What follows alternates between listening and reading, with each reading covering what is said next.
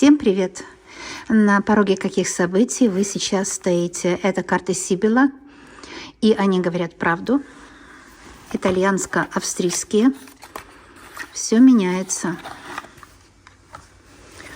Какие переменные пороги? О чем вам нужно знать сейчас? Задавайте моим картам ваш вопрос. Актуальный момент вашего просмотра. Да, все меняется прямо сейчас. Видите, новый путь, новый цикл, новая судьба. Двойка пик. Вы прошли сложный этап в жизни. И для вас, вот здесь вы, видите, может, вы вот как бы отсутствовали на вашем пути. Вы шли как бы не по своему пути. Но сейчас все меняется уже сейчас. Новый цикл, новый путь, новая судьба. Видите, все. Ценности, ставки поставлены. Ставки поставлены, господа. Все меняется уже сейчас. Новый цикл, новый путь, новая судьба. Очень мощно. Сразу видно, что вы как бы отсутствовали в своей судьбе, что касается финансов. Особенно финансы. Особенно. Но это нужно. Деньги же нужны для жизни, да? У вас вообще не клеилось в этой области совсем ничего. Эти две карты показали, что ставки сделаны. Все, господа, все пошло опять по новой. Это цикл новый. Новый цикл вашей жизни. Все меняется прямо сейчас, видите? Здесь какие-то бумаги ценные, письма, необходимые для вас информация, необходимые знания. И это информация. Потому что иногда так бывает, что мы верим в ту какую-то надуманную, несуществующую реальность, которая все противоречит здравому смыслу. Может быть, послание этого человека или контракт по работе противоречил здравому смыслу. И противоречил всем законам, да. То есть теперь вот я вижу новый вид на жительство или новые бумаги, новые документы. Что-то будет решаться, что-то начнет наконец решаться. Ну да. На карте написано flatterer. То есть тот, кто вот делает комплиментом, говорит, что ты такая красивая, умная. Вот. Зачем он это говорит? Тот, кто дарит какие-то подарки. Вот. Ну, подарки — это очень серьезная тема. Тот, кто хочет задобрить вас или, может быть, манипулировать вами. Поставить вас в такое положение, где вы сами начинаете верить в того, чего нет. Это как, знаете, вот этот человек, он делает комплимент вот этому круглому человеку, говорит: ты такой стройный, красивый. И это может быть враг, который вам такой комплимент где-то делал, да, и говорит вам так и так, в общем, хочет использовать вас для чего-то. Сегодня сделает комплимент, завтра придет денег одалживать. Или еще что-то. Да.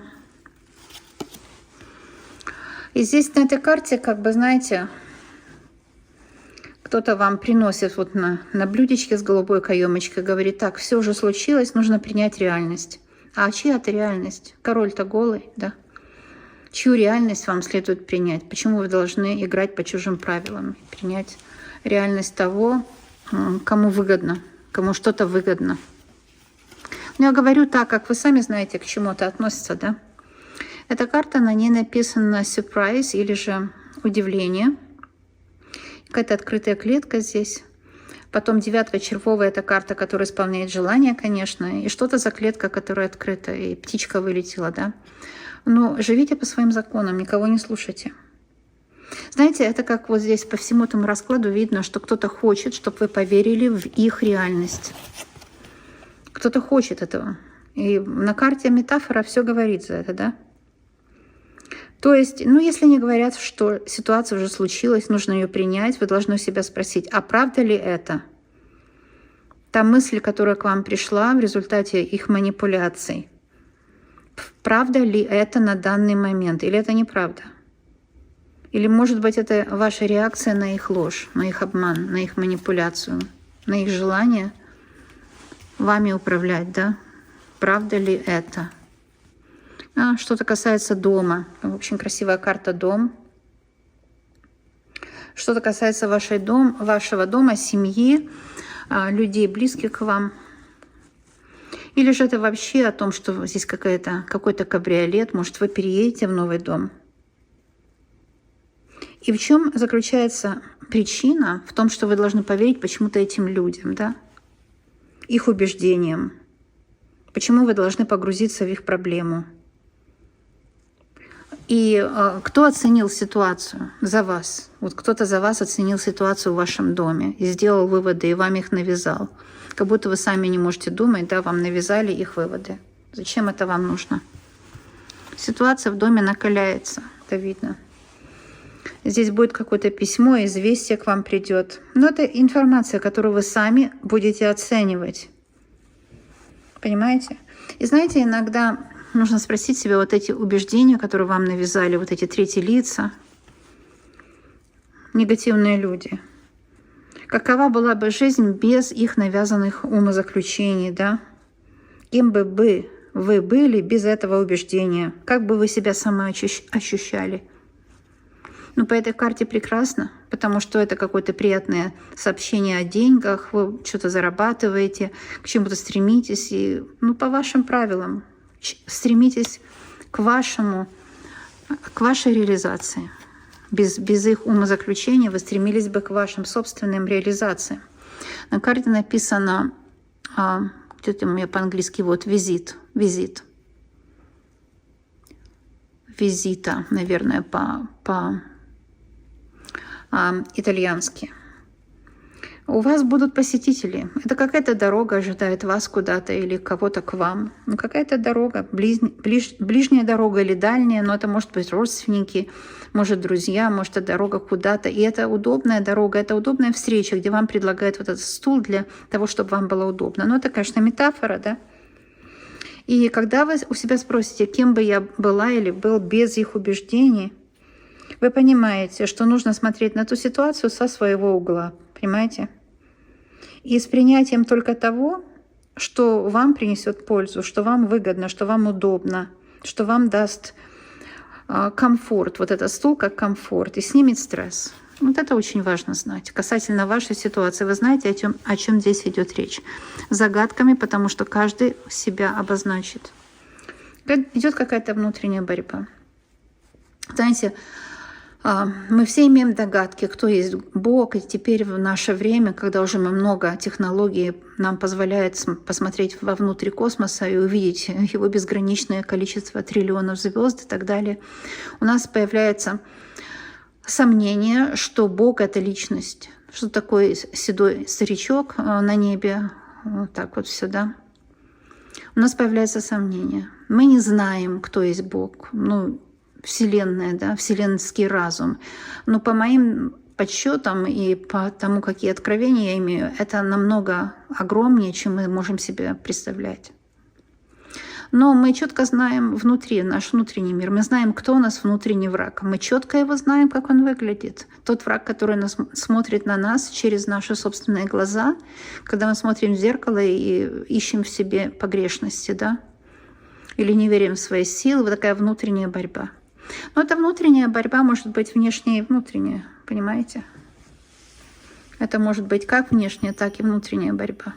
Здесь у меня эти часы, это 8 минут, по-моему, да, такие классные песочные часы. Что это за внутренняя борьба у вас сейчас идет? Только вы решаете, что вам дает стресс, а что вам дает удовольствие. Только вы принимаете такие решения. И ваши внутренние враги, только вы с ними можете найти какой-то либо компромисс, либо избавиться от них. Да, лавровый венок, на карте написано победа, victory, победа, виктория, победа над собой, над своими внутренними, внешними врагами. Победа, другими словами, да. И да, начинается новый цикл, новая победа, абсолютно. И это нужно знать сейчас, что прямо сейчас все меняется, прямо сейчас начинается новая жизнь. Если нет возможности освободиться, например, если это родственники, о них шла речь, то хотя бы отделить себя от них, да, представить себя независимой от них. Это может быть победа как в делах, так и в любви, в финансы, То, что касается чисто вас, суды, кто, ну, у кого какой вопрос. Я уже не раз говорю, что когда вы спите, ангелы слетаются на мой канал и очень тщательно прочитывают все комментарии и делают соответствующие выводы. Кому и в чем помочь, кому и в чем поспособствовать. Это карта победы. Вас ожидает победа. Очень сложно сделать победу над собой, да, вот хотя бы даже с этого нужно начинать. А на карте написано widow, или же, ну, человек одинокий, человек, который потерял партнера. Может, вы потеряли партнера в неравной схватке с судьбой, в неравной схватке с завистниками, в неравной схватке с кармическими узлами. Вы потеряли связь, вы разъехались по разным городам, разным странам, по разным комнатам в вашей жизни, если вы давно живете и вместе, и всякое бывает, да. Люди привыкают друг к другу. В общем, чувствуйте себя потерянной и брошенной. Иногда такое бывает, да. Но здесь, вот смотрите, написано some money, немного денег. То есть немного энергии, немного денег, немного чего-то. То, что, может быть, вы делаете, здесь идет речь, может, о финансах для кого-то. Дает вам немного денег. То, что вы делаете, где вы ходите, там, от звонка до звонка, да, дает вам немного денег. Опустошение, ворует вашу энергию, дает вам очень мало денег. Ну, допустим, достаточно, чтобы не оказаться на улице, да, достаточно, чтобы свести концы с концами. Но вы же можете больше, вы же достойны большего, да. Так. Еще будем смотреть дальше. Я говорю то, что вижу. А вы складываете это все в свою картинку мира, как обычно, и делаете соответственные выводы. На карте написано affection, faithfulness. Faithfulness — это достойное поведение в отношении партнерства, семьи или друга. Faith — это вера, faithfulness — это доверие. Ну, я вас не учу английскому, кто там что думает. Но то, что на карте написано, нужно обязательно сказать вслух. Если я это говорю вслух, карта оживает и дает мне намного больше информации, если бы я не сказала того, что на ней написано. Верьте в это или нет, хотите или нет, но так работают предсказания. Это старинный закон. Поэтому я говорю, faithfulness — это доверие. Доверить моим раскладам можно, я давно уже на YouTube, и каждый подписчик — это тот, которому я помогла. И я верой и правдой служу, я делаю свою работу, делаю, что делаю, большего не требую, ключ, замок, колдунам входа нет. Потому что у меня нет клиентов. Я не хочу заработать каких-то клиентов, поэтому делаю расклады, да. Нигде вы не увидите, что вот так. Каждый по своим законам живет, но у меня нет клиентов. Поэтому зачем мне как-то угождать или какую-то дать вам информацию, которая вас привела бы, чтобы, знаете, заплатить мне что-то. Мне ничего платить не надо, у меня нет клиентов. Почему? Потому что я не принимаю. Лично я принимаю всех подписчиков на общих раскладах. Составляйте свою картинку мира. Кто этот надежный, верный друг? Ну да, я ваш консультант, мне можно доверять. Доверять можно, потому что вы даже не потратились ни на что, да? Что 100%. Я человек независимый. Зависимый тот, которому заплатили, и он должен что-то сказать. Но мне-то никто ничего не платил. Поэтому я независимый корреспондент Вселенной, который вам сейчас говорит. У вас будет верность в отношениях, будет верный доход надежный. Ну, faithfulness, верность, верный друг, такой, как я, например. И еще слово affection. Affection — это когда людям приятно с вами. Affection — это, знаете, когда милый вы человек, с вами приятно, к вам хочется идти, с вами хочется встречаться. И знаете, это не купишь за деньги, нельзя заставить человека быть вам приятным, да?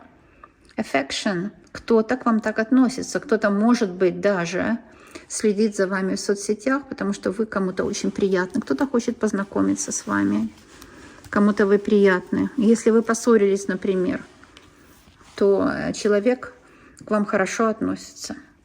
Ну вот это самоосуждение. Написано lawyer или адвокат. Вот вы сами себе такой адвокат. Здесь, кстати, король пиковый. Король пиковый по игральным картам — это новый знакомый. Может быть, новый знакомый, которого вы не понимаете, осуждаете его, проверяете его. Ну, вообще правильно делаете. Если хотите с человеком войти в отношения, его нужно проверять. Или вас кто-то проверяет. Кто-то в вас не уверенный, кто-то вас проверяет.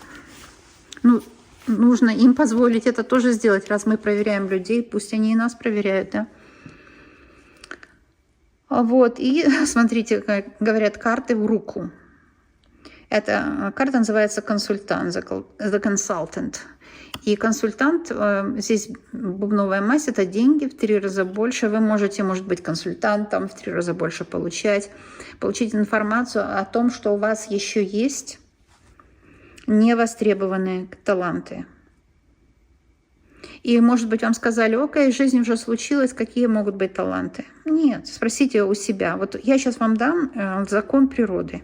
Если такая мысль приходит, такая мысль, которая, знаете, понижает вашу самооценку и так далее, спросите у этой мысли несколько вопросов. Войдите в мысль с мыслью в разговор и спросите у этой мысли, правда ли это на данный момент.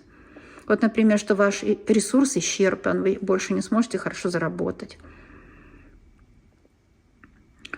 Войдите в разговор с этой мыслью и спросите, это что вы ощущаете в теле, во-первых, да?